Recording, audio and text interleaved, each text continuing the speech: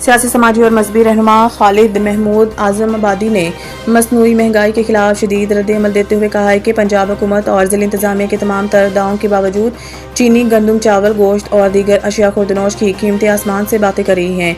उन्होंने कहा है कि प्राइस कंट्रोल कमेटियां अपनी ही तय करदा कीमतों पर अमल दरामद कराने में बुरी तरह नाकाम नजर आ रही हैं।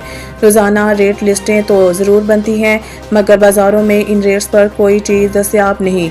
खालिद महमूद आजम आबादी ने कहा है कि सैलाब के नाम पर सब्जियों के रेट इस कदर बढ़ा दिए गए हैं कि गरीब और मजदूर तबका के लिए खाने पीने की बुनियादी अशिया भी पहुंच से बाहर हो चुकी हैं। उन्होंने कहा है कि मंडियों में अशिया वाफर मिकदार में मौजूद हैं मगर बड़े बड़े आड़ती अपनी मनमानी कीमतों में चीज़ें फरोख्त कर रहे हैं और इंतजामिया की खामोशी इस जुल्म को मजीद बढ़ा रही है। इनका कहना था कि जब भी इंतजामिया हरकत में आती है तो गरीब सब्जी फरोशों और फल फरोशों को जुर्माने करके इन्हें अहले खाना समेत भूखा मरने पर मजबूर कर दिया जाता है।